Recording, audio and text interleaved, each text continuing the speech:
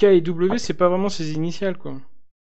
Non, mais Et ça aurait on trouve pu, pas dans ces factures cette sacoche sur les factures. Non, elle y apparaît pas. Ni sacoche, ni stylo plume de luxe. Et puis bon, en plus, voilà, c'est. Parce que le monogramme qui a marqué, qui a gravé sur la serrure K et W fait penser plus à des initiales qui appartiendraient à la personne, en fait, la sacoche, c'est ça? Oui. Ou c'est... Oui, c'est un peu le. Oui, parce que Parce qu'une marque, c'est une personnalisation. Parce que là, souvent sur les articles en cuir comme ça, les trucs de luxe, souvent t'as un petit, t'as le petit logo de la marque qui peut être gravé, qui peut être apposé à un endroit particulier. Mais effectivement, ça a l'air d'être plus comme des initiales qui ont été gravées dessus pour personnaliser la sacoche. Ouais. Et KW, c'est pas VF, quoi. Non. Ou alors c'est peut-être en allemand, je sais pas. Et quand on respire le bout des stylos, comme je vois qu'Elisabeth s'y intéresse, c'est bien de l'encre, c'est pas du jus de poisson décomposé dedans. Comment dire? Non, c'est bel et bien de l'encre. C'est la paranoïa qui commence. Juste une dernière chose, est-ce qu'il y a un carnet d'adresses dans le secrétaire de Vincent? Oui, il y a un petit carnet d'adresses. Alors, est-ce qu'à W, il y a quelqu'un ou à K? Non. Et en plus, le carnet d'adresses n'est pas énorme, n'est pas extrêmement rempli. C'est pas très rempli, mis à part ce que tu trouves assez rapidement, c'est l'adresse de sa famille. Oui. Donc effectivement, qui habite à Bernay. Bernay, ça se trouve ça se trouve au sud de Rouen, à peu près 60 bornes au sud de Rouen.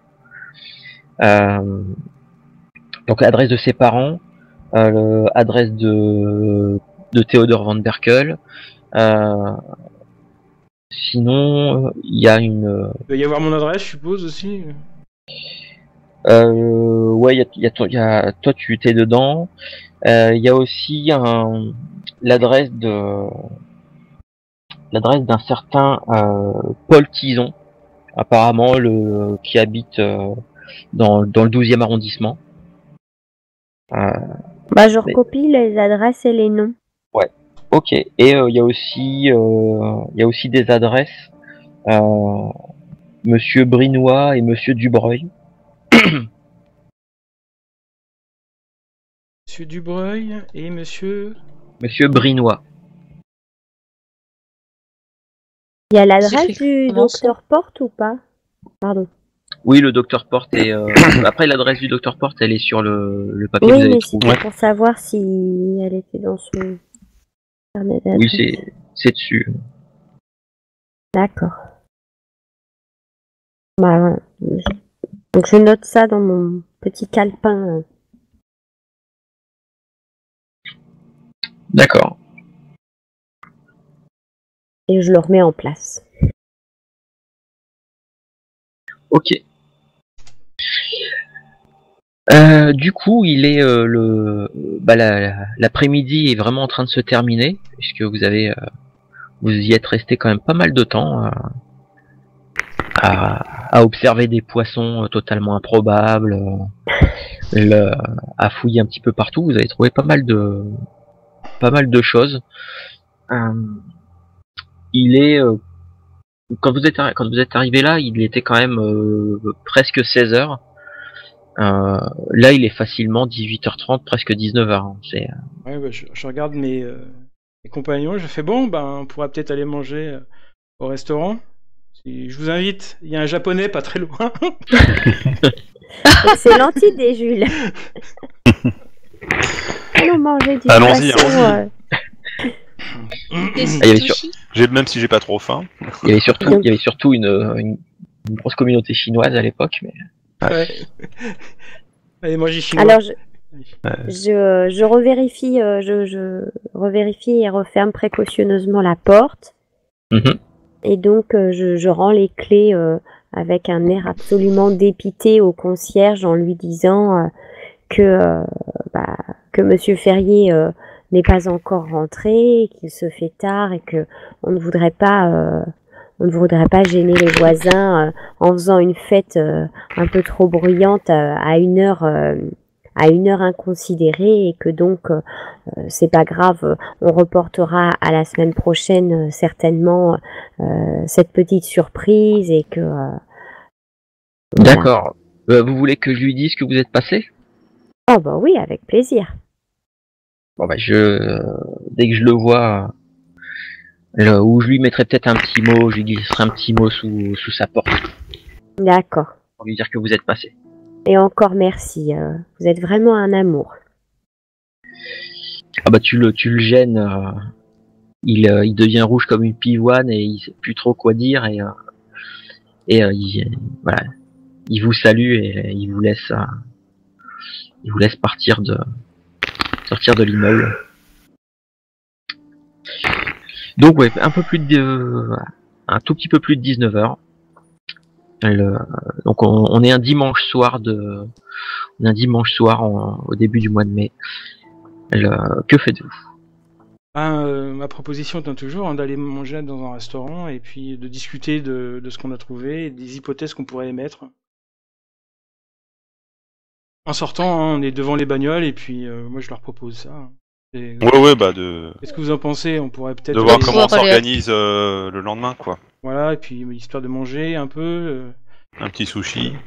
C'est vrai qu'on n'a rien mangé de la journée, hein, je rappelle, on a Oui, c'est vrai. donc un petit restaurant. très dans le bonne coin. idée. Si, moi j'avais un sandwich quand il y avait les prouesses aériennes. Un sandwich au thon. Des chotons. Alors, Le thème récurrent, quoi. c'est ça. Au Alors- ton parisien, quoi.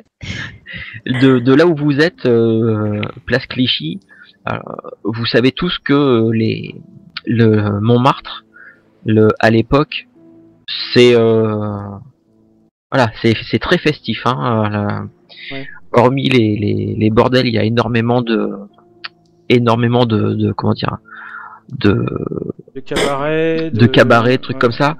Et c'est des restaurants, voilà, vous pouvez en trouver très facilement. C'est le quartier, c'est vraiment le quartier chaud de l'époque. Il y a pas longtemps, j'avais partagé un lien sur le forum, sur un petit reportage sur YouTube justement sur le Paris des années 20 et Montmartre. C'était hallucinant le truc, tous les Américains en fait qui venaient en France exprès pour passer la prohibition et aller se bourrer la tronche à Montmartre. C'était des fêtes à rallonge et tout, c'était hallucinant comme truc. Donc voilà, c'est même un dimanche soir, vous avez largement de quoi vous trouver un endroit pour aller manger. Ça pose aucun problème. Il y avait plus de notoriété d'ailleurs que les Champs-Élysées à l'époque. Ouais. Bah oui. Bah on Donc, fait ça. On va se trouver un petit endroit à Montmartre, hein. Des restaurants, Ok. cabaret même, c'est pas grave. Parce que je regarde dans mes richesses, parce que je regarde quand même dans mon portefeuille ce que j'ai. Mais j'ai pas de notion de richesse, hein, donc je ne sais pas si j'ai de l'argent ou pas. C'est par rapport au crédit, c'est ça Ouais, mais je crois que j'ai pas fait gaffe à ce que vous avez mis en crédit. En tout cas, voilà, tu sais que je peux payer le resto. Tu peux payer le resto, tu peux tous les inviter au resto. Par contre, c'est le genre de truc que tu vas pas pouvoir faire ça. Oui, je fais Tu ça peux- une fois tous les 6 mois, quoi. C'est ça. Ouais, c'est ça. C'est tu le fais. Là, disons que tu le fais. On est le 1er mai. Tu le fais. Tu le fais aujourd'hui. Faudrait t'attendre le mois prochain, quoi. D'accord, ok. C'est, Ça voilà. marche, ça marche. On peut payer chacun d'honneur, après tout, on est des gens modernes. Ouais, non, mais à l'époque, tu sais. La charge de Non, mais revanche. on est modernes. Oui, mais je paye le restaurant maintenant, puis Madame la Baronne, vous payerez le restaurant plus tard. On un aura, alors ça, ça bouquet ne se sous fait Maxime. on aura l'occasion de toute façon que chacun paye sa part, hein, vous inquiétez pas. Oui, ne vous inquiétez pas. Demain, ce sera pour moi.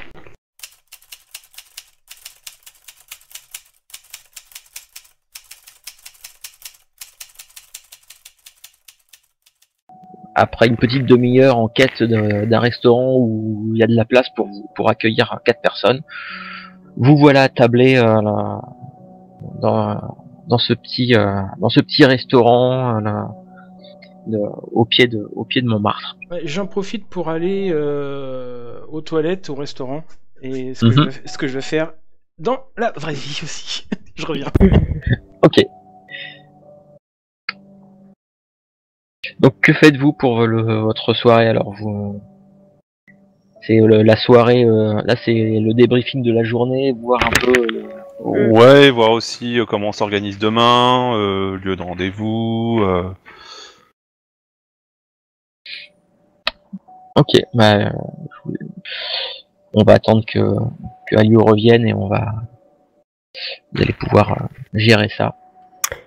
Alors moi, c'est peut-être pas la première fois que je viens ici, puisque voilà, je sors quand même pas mal avec Théodore. Voilà, alors je sais pas si j'ai vraiment mes entrées, on peut pas dire ça comme ça, mais voilà, je connais quand même un petit peu du monde, voilà. Ah oui, bah t'as croisé, il y a vous avez croisé quelques personnes. Il y a quelques personnes qui sont venues te dire bonjour sans t'importuner plus que ça. Ils sont juste venus te saluer. Euh, et voilà, parce que vu que t'es quand même quelqu'un qui a une certaine notoriété, en tout cas en tout cas à Paris, puisque faut quand même pas oublier que t'as joué dans un film qui racontait il y a un film biographique qui racontait ta vie et toutes tes péripéties. Donc voilà, t'as ta petite notoriété. Donc c'est pour ça, il y a quelques personnes qui te connaissent, voilà, qui sont venues te dire bonjour. Il y a quelques regards qui sont échangés. Vous avez pu entendre des petits murmures du style tu crois que c'est elle? Si il me semble bien que c'est elle. Le, je l'ai vu dans son film. Ah ouais, si c'est elle. Voilà, c'est un peu cette ambiance-là. D'accord. Donc moi, quand c'est ça, je suis toujours assez franche. Je vais voir les gens et puis je raconte une petite anecdote. Je peux mettre un petit autographe sur un mouchoir, tu vois. Je joue un peu à fond la carte de la petite célébrité dont je profite en ce moment. Ouais. Voilà. Ok, bon après une fois que t'as fait ça, voilà, les gens ne sont pas non plus ils ne sont pas non plus envahissants, ils viennent pas te réclamer un autographe toutes les 5 minutes. Ça a été juste quand t'es arrivé au resto, ça a duré 5 petites minutes au début, et après voilà, vous êtes de nouveau tranquille. D'accord. Donc je vous laisse gérer votre emploi du temps, votre planning pour le lendemain. Ouais, alors moi ce qui m'inquiète énormément, je sais pas pour vous, mais pour l'instant effectivement on devance un petit peu la maréchaussée. Ce sera peut-être pas le cas plus tard, parce que je pense que s'ils vont rien trouver, journalistes et autres vont se déchaîner dans la presse, et on va avoir de moins en moins de facilité, on va dire,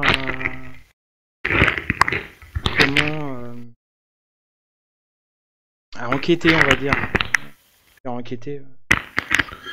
Tu préconiserais directement de commencer demain à la première heure. Ah oui. Donc de randonnée, Et des endroits auxquels la maréchaussée va s'intéresser. Je pense surtout à sa société anonyme, là, à Ferrier. Même si ils sont en relation avec Théodore, mais voir où se situe sa société, et puis essayer d'avoir un maximum de renseignements là-dessus, quoi. Avant que les flics ne cloisonnent tout ça et que la maréchaussée effectivement nous interdise l'entrée d'un entrepôt ou autre que disposerait Ferrier, en fait. Oui. Alors, j'extrapole sur l'entrepôt, je ne sais pas du tout ce que c'est. Hein. Ouais, mais justement, c'est pour ça que j'interviens. Petit détail, sur les papiers que vous avez pu trouver tout à l'heure, il y avait l'adresse de Ferrier SA. Ça se trouve à Clichy, et il y avait bel et bien l'adresse. Il y avait pas de. Voilà, ça c'est. Bon bah tout est dans le même coin, à part Agnières, là, l'adresse de Sophie. Attention, non, quand je dis Clichy, c'est la ville de Clichy. Ah, ok. Pas le... Ouais. D'accord. Ok. Mais je pense pas que sa femme. Enfin, c'est juste à côté, Oui, c'est pas loin non c'est à plus, côté, quoi. voilà. Il est peut-être en voiture, mais pas loin. Je pense pas que sa femme, elle soit au courant de quoi que ce soit parce qu'il l'avait vraiment délaissé depuis longtemps. Alors après, à moins que ce soit un revirement complet, ce qui est possible, ça m'étonnerait qu'elle sache des choses. Effectivement, vaut mieux peut-être d'abord aller voir à l'entrepôt, voir le médecin, la bijouterie, et puis s'intéresser aux médaillons qu'on a trouvés. Que pour le coup, ça, la maréchaussée n'en a pas connaissance. Et puis après, je pense que par contre, ils vont nous interroger. Donc il faudrait réfléchir à ce qu'on raconte, à ce que ce soit cohérent, parce que certainement, on va être interrogé un par un. Et ce serait bien que, voilà, que nos témoignages correspondent. Ouais, et surtout que, pour savoir, de toute façon, la maréchaussée va savoir que nous sommes passés dans l'appartement de Vincent Verrier, avec le charme que vous avez fait, Elisabeth, comment dire, au concierge. Je pense qu'il va se souvenir de cet événement. Ouais, mais c'est pas dit qu'il en parle parce que c'était une faute de sa part. Oh, ouais. Enfin bon. Après, s'il le dit, on peut toujours dire qu'on cherchait après lui, parce que, étant donné qu'on l'a vu, Tout à on fait. l'a vu disparaître, qu'on ne savait pas où il était, on a été le chercher à son appartement, tout simplement. Disons qu'on a un mobile, oui, forcément. Et qu'on voulait pas inquiéter le concierge en lui racontant des histoires obscures de disparition inconcevables. C'est possible. Donc, comment nous organisons-nous pour cette journée de lundi? Par quoi commençons-nous? On pourrait commencer par la société anonyme, hein, comme tu l'as évoqué. Ouais, Je pense que c'est la priorité. Hein. Oui. Et en même Et temps, puis aller voir Sophie. Enfin, aller à l'adresse de Sophie, à Asnières. Est-ce que Clichy et Asnières, c'est vraiment côte à côte? Ouais. Puis peut-être aussi aller voir, ce sera peut-être forcément dans un deuxième temps, la bijouterie. Pour aller voir ce médaillon qu'il a demandé à Et le faire. docteur. Et le docteur a un...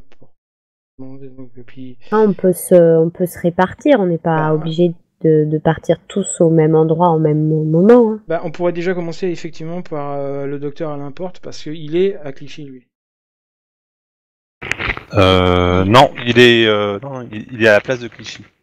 Oui, donc à la place de Clichy, là où on se trouve en ce moment, quoi. Ouais, c'est ça, ouais. Donc avant de partir de... Demain matin. Tu veux y aller, mais ouais. Ah oui, non, c'est bête ce que je viens de dire. Alors après, techniquement, moi je pense que c'est peut-être Bernard le mieux placé pour aller pour voir obtenir médecin confrère. à médecin des confidences Tout à fait. Oui. de la part du docteur Alain Porte. Oui, Alain Porte. Et personnellement, je vous laisserai aller voir Madame Ferrier. Hein, on va éviter. Oui. Voilà. Oui. Je comprends. Et peut-être que Elisabeth, vous pourriez alors à ce moment-là vous occuper peut-être de la bijouterie. Oui, si ça vous convient, pourquoi Madame pas. la baronne et moi-même allions voir Sophie Ferrier. Oui. Est-ce que ça vous convient, Madame la baronne? Oui, par exemple. Oui.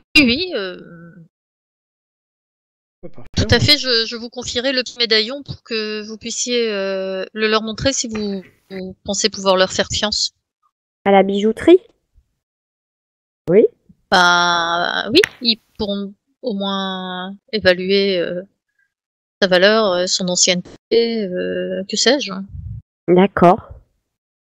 Donc, tu me le reconfies. Enfin, tu me le confies, c'est ça? Tiens, d'ailleurs, je vais en Du coup, profiter. oui. Je vais en profiter puisque j'avais dit que je vous ferai un croquis vite fait de ce qu'il y a sur le médaillon. Hop. Alors, ne regardez pas la qualité du dessin. J'ai fait ça tout à l'heure en mangeant parce que je me suis rappelé que j'avais oublié de le faire. Donc, alors,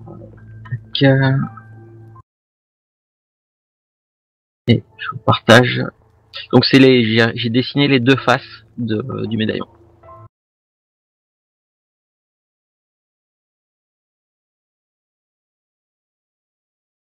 Donc, comme je vous avais dit, il y avait une face où il y avait une espèce de spirale qui commençait par quelque chose qui ressemblait à un avion. Et le symbole, l'espèce de H qui a presque à la fin de la spirale, c'est ce que l'un d'entre vous avait identifié comme en astrologie, c'est ce qui correspond au symbole, au signe du poisson. Et donc toute une série de symboles un peu bizarres, et sur l'autre face donc les 5 symboles, pareil, des symboles que vous ne saviez pas trop à quoi ça pouvait correspondre. Okay. En plus, normalement, il y a aussi il y a des trucs que j'ai pas dessinés, mais il y a aussi des droites, enfin des lignes qui ont été tracées, qui coupent les faces. Voilà, d'une certaine façon. Moi, je les ai pas dessinés en plus. Là, j'ai vraiment mis les trucs principaux. Qui ressortaient vraiment. En fait, j'ai pas trop envie de montrer ça à la bijouterie finalement. Je sais pas, faut qu'on y réfléchisse. Ouais, faut peut-être plutôt un archéologue qu'il faut montrer ça. Un archéologue ou en tout cas quelqu'un d'érudit, un peu érudit. Vincent, il était du signe du poisson ou pas? Oui. Oui. Ouais, c'est ça, oui. C'est le thème poisson. C'est ça. Ouais, Vincent Ferrier. Là, c'est quand même plus un avion. Là, c'est quand même plus un avion poisson. Comment le symbole au bout là, avec les petites. Attends, je vais vous montrer. C'est le symbole en fait du poisson. Le truc un peu grand là. Le truc. Oui, le symbole beaucoup plus grand que les autres. Ouais, c'est ça. C'est le symbole du poisson, ça. Ouais. Okay. Signe astrologique. J'ai fait un peu d'astrologie quand j'étais jeune. Et en dessous, du coup, de l'autre côté, c'est des runes. Alors, ça évoque quelque chose à quelqu'un ou pas? On avait essayé, mais je crois que moi j'étais tombé d'accord avec moi-même que c'était des signes chinois. Oui, voilà, c'est ça. On peut peut-être réessayer au vu de, on a l'esprit un peu plus ou moins clair aujourd'hui, je sais pas. Plus embrouillé. Plutôt embrouillé, ouais. Et l'alcool n'y aide pas non plus. Hein. Est-ce que vous avez des théories? Est-ce que vous avez est-ce qu'il y a peut-être de tout ce qu'on a trouvé aujourd'hui un espèce de de théorie qui en émergerait en fait? Moi, je reste persuadé. Hein, je prends la parole. Hein, je reste persuadé que Vincent nous a fait un coup pendable digne d'un Houdini et que pour des raisons de dette et autres, comme on a pu le voir dans son appartement, il s'est éclipsé d'une manière incroyable. Et c'est vrai, je suis d'accord, vous allez me le dire, le coup du poisson dans la chambre. C'est énorme. Ça explique pas tout ça. Mais bon, mais oui, enfin voilà. Après, ça peut être encore un coup de sa part. Hein, et qu'il est parti chez sa femme, Sophie Ferrier là. Moi, je reste persuadé. Moi, je crois de moins en moins au Calunar. Hein, après ce que je viens de voir dans sa chambre, quand je vois le symbole, l'avion qui a disparu, quand on voit les symboles, on a l'impression que c'est une route. On a l'impression que c'est une piste. Un plan de vol. Oui, une sorte de plan de vol, oui. Bernard, vous vous focalisez en fait sur l'aspect ésotérique de l'histoire, si je puis utiliser ce terme. Ah, maintenant, moi pourtant qui suis non-croyant, là, vraiment, je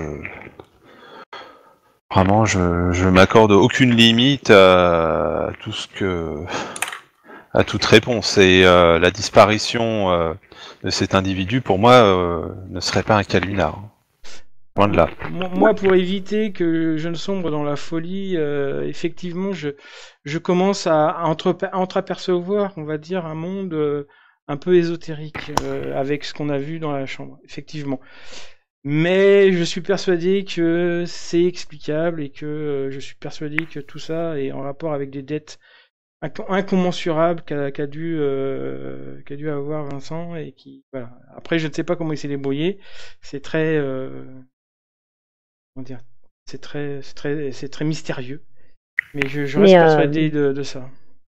L'un n'exclut pas l'autre. Hein. Oui. S'il avait des dettes avec quelques obscurs marchands étrangers, moi qui ai vécu au Liban, il y a des gens avec des croyances très très mystérieuses et ésotériques dans des pays actuellement. Et voilà, il se peut que Vincent ait contrarié les mauvaises personnes ou qu'il avait des dettes parce qu'il était très très dépensier et il faisait aussi du gringue à pas mal de filles où il a peut-être séduit quelqu'un qu'il fallait pas et quelqu'un s'en est pris à lui d'une manière qui nous semble incompréhensible, mais oui, mais c'est la façon qu'il a trouvé de disparaître. Je ne sais pas si c'est lui qui a choisi de disparaître ou pas. Hein.